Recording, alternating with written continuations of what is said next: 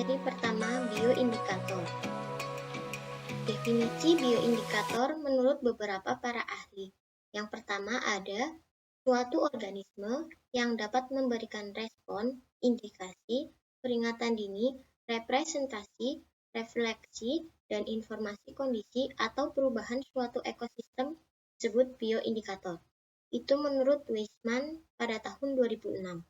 Kemudian, bioindikator adalah kelompok atau komunitas organisme yang saling berhubungan, yang keberadaan atau perilakunya di alam sangat erat, dengan kondisi lingkungan tertentu sehingga dapat digunakan sebagai suatu petunjuk kualitas lingkungan atau uji kuantitatif. Menurut Stiono dan Sutarto pada tahun 2008, kemudian Triatmoji pada tahun 2008. Yang ketiga, ada suatu organisme akan berkembang secara optimal pada kondisi lingkungan ideal. Komponen ekosistem yang tidak ideal berdampak pada perubahan mekanisme kehidupan organisme. Menurut pribadi pada tahun 2009. Dan yang terakhir adalah bioindikator merupakan makhluk hidup yang diamati penampakannya untuk dipakai sebagai petunjuk tentang keadaan kondisi lingkungan dan sumber daya pada habitatnya.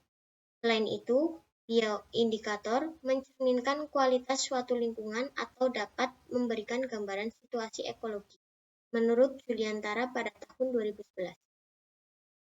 Dan dapat saya simpulkan, pengertian bioindikator menurut saya sendiri yaitu suatu makhluk hidup yang peka terhadap perubahan lingkungan, baik secara fisik maupun kimia, yang mampu digunakan untuk mendeteksi kondisi lingkungan. Kemudian ada beberapa hewan yang sensitif terhadap pencemaran. Yang pertama ada ongak Jawa atau nama ilmiahnya itu Radic rubiginosa. Ongak Jawa ini sejenis siput air tawar biasanya, yang termasuk dalam suku Limnaeidae.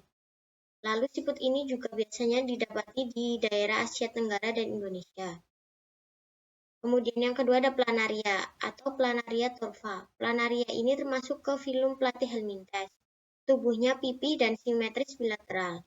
Planaria berhabitat di temperatur 18-24 derajat Celcius dengan ketinggian 500-1500 mdpl.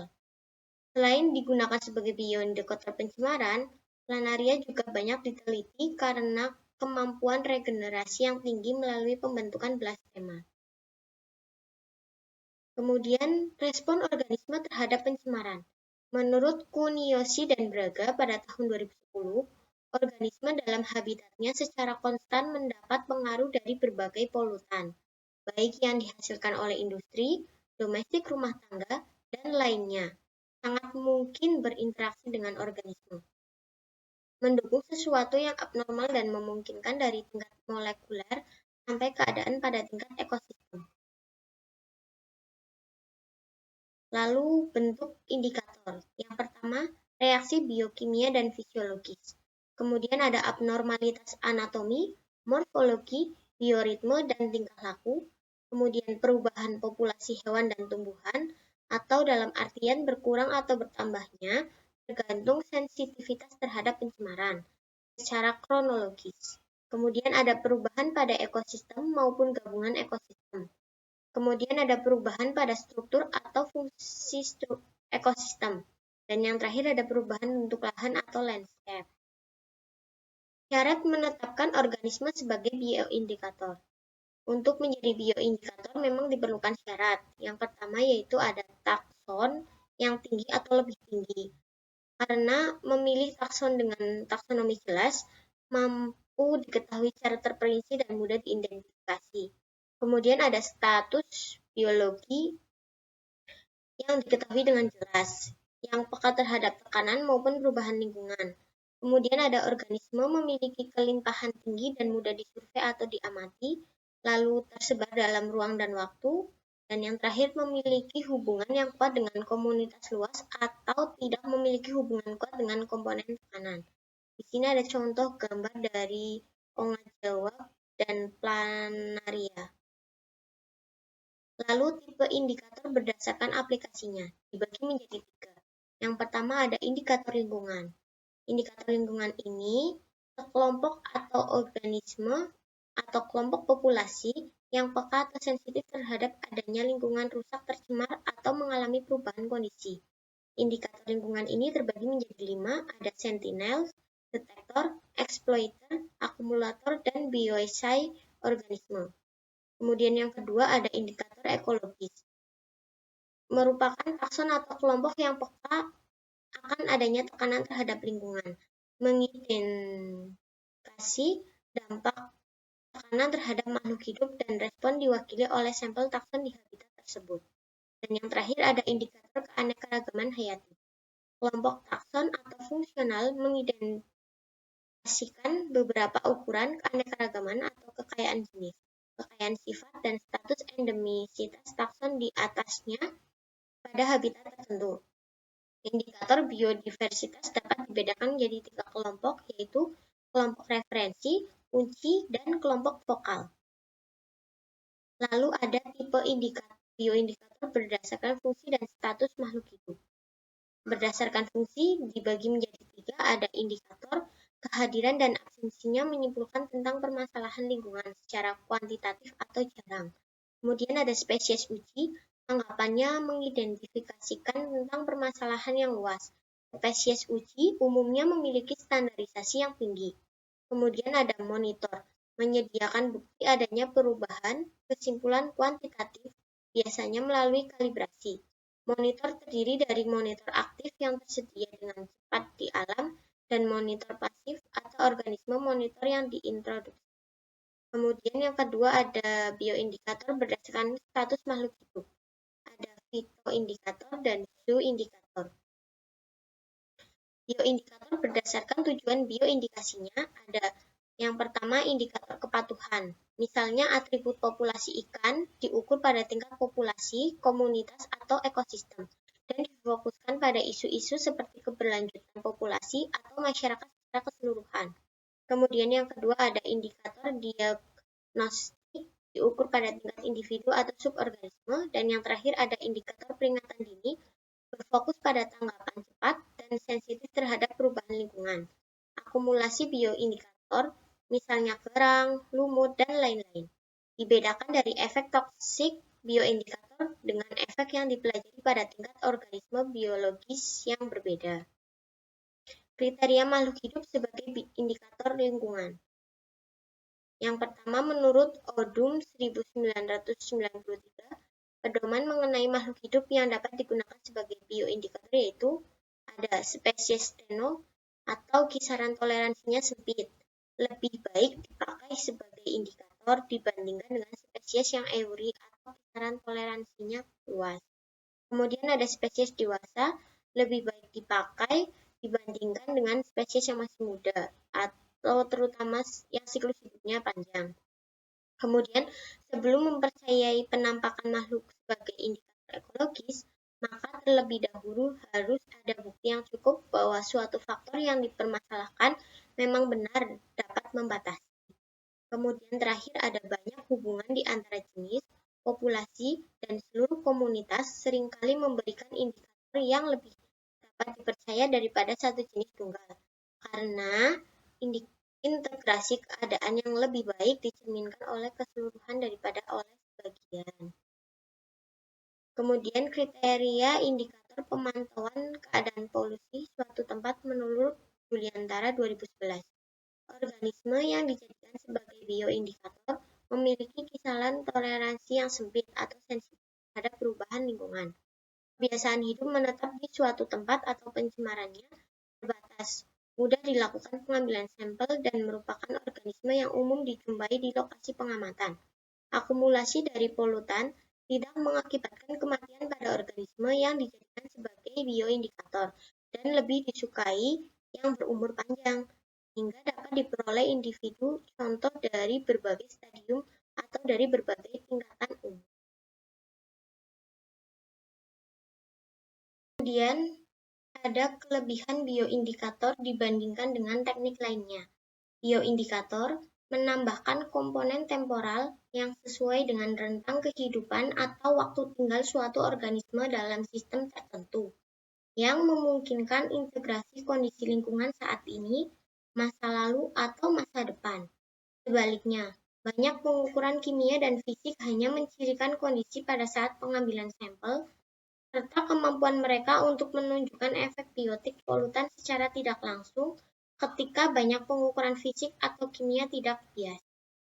Manfaatnya dari bioindikator ini yaitu dapat digunakan pada berbagai skala, dari seluler hingga tingkat ekosistem untuk mengevaluasi kesehatan ekosistem tertentu.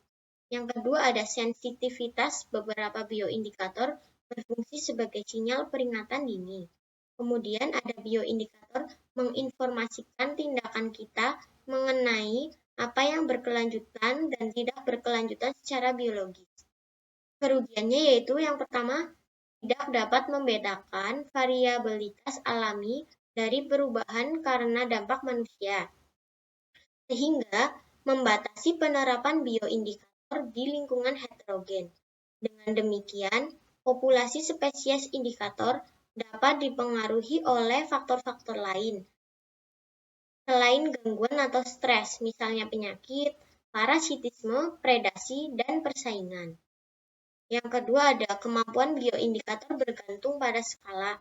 Kemudian ada spesies bioindikator selalu memiliki persyaratan habitat yang berbeda dari spesies lain di ekosistem. Urgensi mempelajari bioindikator ini, menurut Gargosova 2019, mata kuliah ekologi memberikan informasi umum kepada mahasiswa tentang ekologi tumbuhan dan hewan. Tujuan utama mata kuliah ini menguasai konsep dasar dan definisi di bidang ekologi, yaitu memperoleh pengetahuan tentang berfungsinya ekosistem dan tentang hubungan antara komponen dasar seperti produsen, konsumen, dekomposer lingkungan benda mati, dan dampak kegiatan manusia pada ekosistem. Kemudian ada menguasai terminologi di berbagai bidang ekologi dan pengetahuan tentang fungsi ekosistem dan hubungan koherensi antara berbagai komponen yang memungkinkan mahasiswa untuk lebih memahami kontinuitas dalam mata pelajaran terkait lainnya seperti kimia lingkungan. Masuk ke materi kedua yakni bioindikator kualitas air. Terdiri dari pengantar, plankton, perifiton, makroinvertebrata, makrofita, dan ikan. Bioindikator air dilakukan dengan melihat keberadaan kelompok organisme indikator berdasarkan tempat atau habitat. Terdiri dari plankton, yakni organisme yang umumnya sangat kecil, hidup melayang-layang dalam air. Gerakan organisme ini sangat dipengaruhi oleh arus air, seperti pergerakan tidak bebas. Dibedakan menjadi dua, yakni fitoplankton untuk tumbuhan dan zooplankton untuk hewan. Kemudian ada nekton, organisme yang dapat bergerak bebas, seperti ikan. Lalu ada neuston, organisme kecil yang bersandar atau berenang di dalam atau permukaan air, atau kelompok makroinvertebrata lainnya, seperti serangga air. Kemudian ada perifiton, organisme yang menempel atau merayap pada organisme atau benda yang lain yang menyembuh ke permukaan air, seperti kelompok alga, cyanobacter, mikroba, dan detritus yang hidup dalam air. Kemudian ada mikrobentos, kelompok mikroorganisme yang hidup di dalam atau di permukaan air, merayap atau melekat di dasar perairan seperti kerang. Kemudian terakhir ada makrofita atau kelompok tumbuhan air. 6 kelompok di atas digunakan untuk menduga kualitas air, karena mampu menggambarkan pengaruh perubahan baik secara fisik maupun kimia di suatu perairan dalam kurun waktu tertentu. Selanjutnya di sini ada gambar-gambar dari contohnya tadi. Di sini ada plankton, terus ada neuston, kemudian ada mikrofita, lalu ada nekton. Lanjut, menurut Juliantara 2011, mengelompokkan spesies indikator dalam 5 kelompok. Yang pertama ada sentinel, yaitu makhluk hidup sensitif sangat tinggi terhadap polutan, seperti diintroduksi sebagai peringatan dari polusi. Kemudian yang kedua ada detektor, yaitu makhluk hidup Penghuni asli habitat mengindikasikan perubahan terukur, seperti tingkah laku, mortalitas, dan morfologi di lingkungan yang berubah. Yang ketiga ada akumulator, yaitu makhluk hidup yang mengambil dan mengakumulasi bahan kimia dalam jumlah yang dapat diukur. Lalu yang keempat ada eksploitor, yaitu makhluk hidup yang keberadaannya menunjukkan gangguan lingkungan, bahkan jumlahnya berlimpah, atau akibat tidak adanya kompetisi dengan makhluk hidup lain. Yang terakhir ada organisme bioasai, yaitu makhluk hidup terpilih yang digunakan untuk mendeteksi adanya polutan di laboratorium, baik besaran konsentrasi maupun tingkat toksisitasnya. Selanjutnya ada plankton. Plankton ini terdiri dari dua, yakni fitoplankton dan zooplankton. Fitoplankton sendiri dikenal sebagai mikroalga, mirip dengan tanaman terestrial, karena mengandung klorofil dan membutuhkan cahaya matahari untuk hidup dan berkembang. Fitoplankton juga merupakan sumber penting perpindahan polutan dari air ke tingkat tropik atas dan bahkan manusia. Berikut contoh gambar dari fitoplankton. Lalu ada zooplankton, hewan mikroskopis yang hidup di permukaan air. Perenang yang buruk, sebaliknya, zooplankton hanya mengandalkan arus dan arus sebagai mekanisme transportasi. Zooplankton ini memakan fitoplankton, bakteri plankton, atau detritus. Kemudian sumber makanan terpenting untuk ikan. Lalu mereka memainkan peran penting sebagai bioindikator dan membantu mengevaluasi tingkat pencemaran air. Lanjut, ada beberapa cara pengambilan sampel. Pengambilan sampel fitoplankton ini mengikuti Badan Penelitian Perikanan Laut, yaitu menggunakan jaring plankton berukuran 25 atau dapat pula menggunakan ukuran 250 mSh. Sampel fitoplankton yang terjaring kemudian dimasukkan ke dalam botol sampel dan diberi formalin 4%. Selanjutnya dilakukan analisis di laboratorium. Selain pengambilan sampel fitoplankton, juga dilakukan pengukuran kualitas air dengan menggunakan water shaker. Lalu, penentuan status lingkungan. Yang pertama, menghitung kelimpahan fitoplankton dengan menggunakan gelas objek Sedgwick River Counting Cells atau SRCC dengan satuan individu per liter in per L. Jadi rumusnya itu N besar sama dengan N kecil kali 1 per A kali B per C.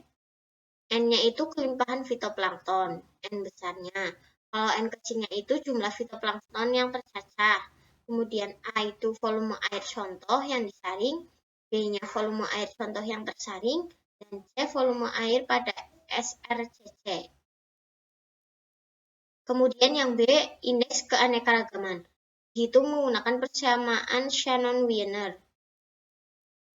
Kriteria dalam persamaan Shannon-Wiener ini, H kurang dari 1 itu komunitas biota tidak stabil atau kualitas air tercemar berat.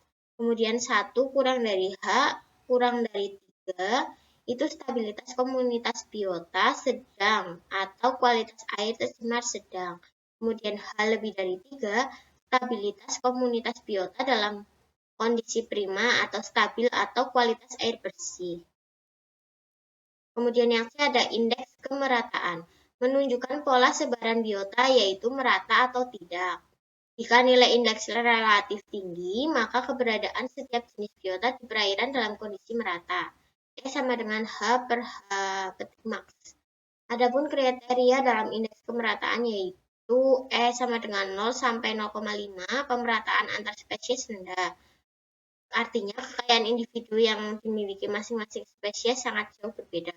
Kemudian kalau E 0,6 sampai 1 itu berarti pemerataan antar spesiesnya relatif seragam atau jumlah individu masing-masing spesies relatif sama. Kemudian yang D itu koefisien saprobik, melihat kelompok organisme yang dominan saja dan banyak digunakan untuk menentukan tingkat pencemaran dengan persamaan Dreisker dan Van der Mark. Berikut persamaannya. Lalu dilanjut ke perifiton. Lapisan berlendir yang melekat pada batuan dan substrat stabil lainnya yang terdiri dari aliran dasar menurut Gray 2013.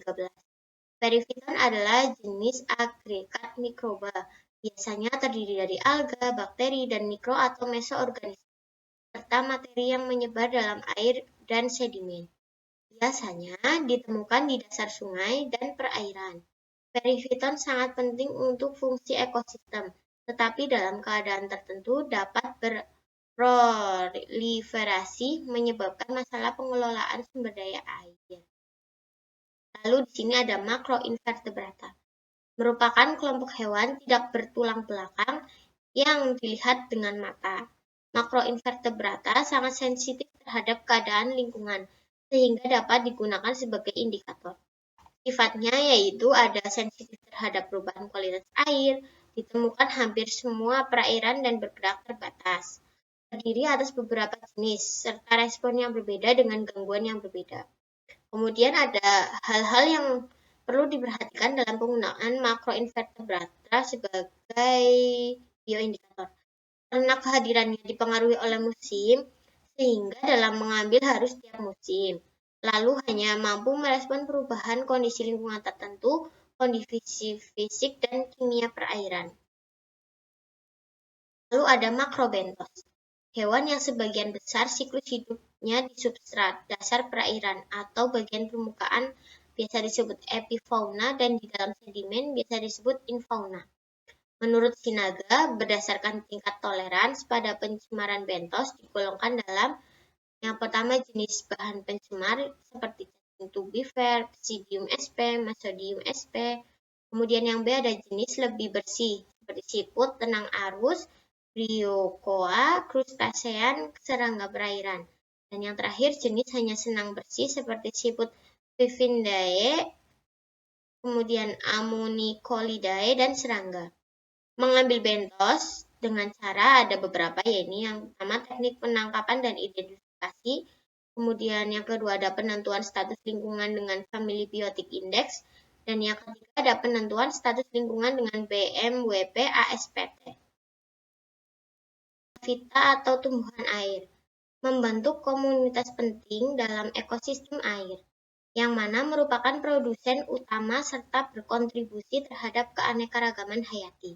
Lalu ada ikan, salah satu spesies hewan yang sering digunakan untuk memantau tingkat pencemaran atau kualitas air karena kepekaannya. Menurut Phil, keuntungan menggunakan ikan sebagai indikator yaitu yang pertama, ikan sebagai indikator terbaik efek jangka panjang. Yang kedua ada relatif mudah dikumpulkan dan diidentifikasi. Kemudian ada mencakup berbagai spesies yang mewakili berbagai tingkat tropik. Metodenya yaitu ada indeks hepatosomatik sebagai bioindikator paparan kontaminasi, kemudian ada indeks gonadosomatik sebagai pemasok informasi struktural, kemudian terakhir ada faktor kondisi merupakan indikator kuantitatif dari kesejahteraan individu. Lanjut ke materi bioindikator kualitas tanah. Bioindikator mampu menghadirkan perubahan tentang kualitas lingkungan, misalnya akumulasi zat dalam konsentrasi lebih tinggi dibanding yang dianggap normal atau esensial untuk metabolisme tubuh atau menghadirkan perubahan dalam jumlah organisme. Organisme seperti itu karena karakteristiknya yang toleran terhadap beberapa zat kimia menghadirkan beberapa perubahan seperti fisiologi, morfologis, dan perilaku ketika terpapar polutan tertentu. Kehidupan beberapa hewan dan tumbuhan sangat bergantung pada tanah, baik mikro, meso, maupun makro, seperti isopoda, kolembola, oligoseta, dan diplopoda, telah diusulkan sebagai organisme bioindikator. Selain itu, tanaman tingkat tinggi juga biasanya dalam penilaian tanah. Yang pertama ada invertebrata, arthropoda tanah dari kelompok hewan saprofagus yaitu isopoda, kolembola, dan diplopoda adalah di antara organisme yang dianggap paling tepat untuk mengevaluasi efek akumulasi zat beracun yang ada di tanah karena kontak langsung dengan kontaminan yang ada di dalamnya. Invertebrata ini melakukan kontak dengan sejumlah besar polutan yang ada di kompartemen ini dengan gerakan dan konsumsi tanah atau serasah daun yang terkontaminasi. Berikut contoh gambar dari isopoda, Colembola, dan yang di bawah itu ada Diplopoda. Ya, lanjut ada nematoda. Nematoda memiliki sifat yaitu yang pertama, respon terhadap pencemaran, memberikan gambaran perbaikan ekosistem karena mempunyai lapisan kulit permeabel. Yang kedua, sifat tanah semisal kriptobiosis akan inaktif bila lingkungan tidak mendukung. Sementara Dorilamidae bersifat rentan sehingga mudah terpengaruh perubahan ekosistem. Yang ketiga, ada nematoda yang bersifat berbahaya bagi tumbuhan, memutus sirkulasi air dan hara, sehingga merusak tumbuhan dan mengganggu produktivitas. Kebanyakan nematoda bersifat menguntungkan dalam ekosistem karena mempercepat laju perombakan bahan organik dan pembentukan mineral dalam tanah.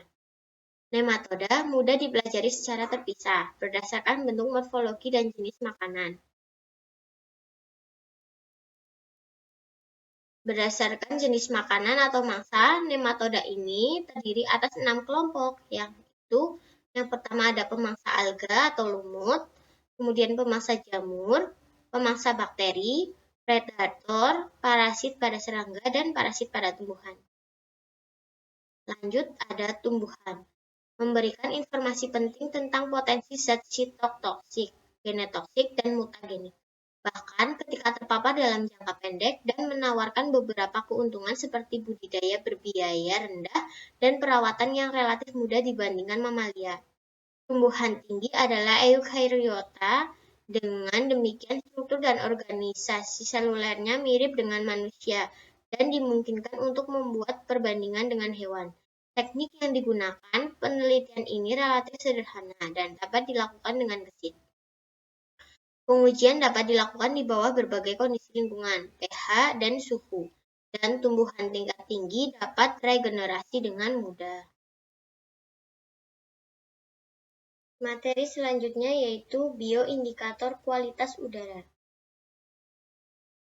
Polusi udara mengacu pada jumlah zat berbahaya yang terkonsentrasi di atmosfer dan mengisi udara dalam waktu dan konsentrasi melebihi yang diizinkan.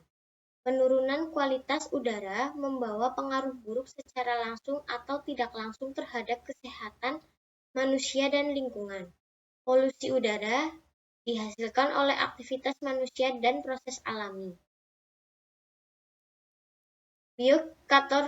Bioindikator udara meliputi yang pertama ada lisen. Lisen adalah gabungan bakteri atau cyanobacterium alga simbiotik, sebagian besar dapat bertahan pada kondisi lingkungan yang keras. Bentuk lisen adalah seperti kerak sehingga disebut lumut kerak. Tumbuh lebat pada pohon, batu, dan tanah kosong. Keuntungan penggunaan lisen sebagai indikator. Yang pertama, banyak spesies ini memiliki rentang geografis yang luas, memungkinkan studi gradien polusi jarak jauh. Kemudian, lisen biasanya berumur panjang. Morfologi lisen tidak bervariasi dengan musim dan akumulasi polutan dapat terjadi sepanjang tahun. Pertukaran gas dan air di seluruh talus lisen membuat mereka sensitif terhadap polusi. Lisen dapat digunakan sebagai bioindikator adanya pencemaran udara karena mudah menyerap zat-zat kimia yang ada di udara dan air hujan.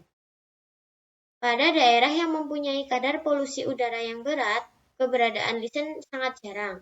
Hal ini karena lisen dapat menyerap dan mengendapkan mineral dari air hujan dan udara, tetapi tidak dapat mengeluarkannya, sehingga konsentrasi senyawa yang mematikan sangat mudah masuk dan mematikan jaringan tubuhnya. Kemudian metode pengukuran respon lisen terhadap polusi udara. Menurut Set dan Kundu pada tahun 2006, metode yang banyak digunakan mengukur respon lisen terhadap polusi udara yaitu studi fumigasi dan gradien. Pada studi gradien diklasifikasikan dalam beberapa tahap. Yang pertama dengan memetakan semua spesies yang ada di suatu area, dan yang kedua dengan memindahkan lisen dari tempat yang tidak terkontaminasi ke yang terkontaminasi dan mengukur bioakumulasi polutan. Lalu ada Bryophyta. Bryophyta adalah tumbuhan yang tidak memiliki sistem vaskular dan sederhana baik secara morfologi maupun anatomis. Bryophyta tumbuh di tempat lembab di tanah, batu, batang, dan ranting pohon dan batang pohon yang jatuh. Terdapat dua kategori briofita sebagai respon terhadap polusi, yaitu yang sangat sensitif terhadap polusi dan menunjukkan gejala cedera yang terlihat bahkan di hadapan sejumlah kecil polutan.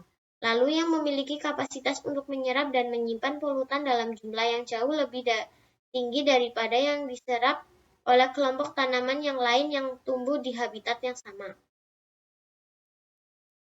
Lalu ada metode pemantauan. Yang pertama ada metode survei. Ini menilai gradien kelimpahan atau kelimpahan individu atau spesies. Perubahan ini secara langsung berkaitan dengan perubahan tingkat polutan. Kemudian ada metode transplantasi. Ditransplantasi secara in situ bersama substrat asal dari lingkungan yang tidak tercemar ke kondisi lingkungan secara ekologis kurang lebih sama, tetapi tercemar untuk mendapatkan bukti rusaknya tumbuhan yang disebabkan oleh polusi. Lalu ada metode fitososiologikal, berkaitan dengan perubahan tingkat kualitas udara yang ditunjukkan dalam Index of Atmospheric Purity atau IAP. Lalu terakhir ada metode ekofisiologis. Metode ini berguna dalam menentukan tingkat toksisitas polutan dan tingkat toleransi spesies yang berbeda. Lalu ada Pteridophyta, adalah indikator yang positif dari integritas hutan. Oleh karena itu, kelompok tumbuhan ini ada di mana-mana dan memiliki kombinasi atribut menguntungkan untuk studi bioindikator. Lalu terakhir ada tumbuhan tingkat tinggi. Tumbuhan tidak dapat memilih dan memindahkan ke tempat tinggal seperti hewan dan dengan demikian menjalani hidupnya dengan menanggapi lingkungan sekitar. Setiap kali komponen lingkungan seperti suhu, kadar air, tanah, nutrisi, dan polutan udara, munculnya gejala atau pertumbuhan abnormal semacam itu merupakan indikator yang baik tentang bahaya pencemaran lingkungan pada manusia.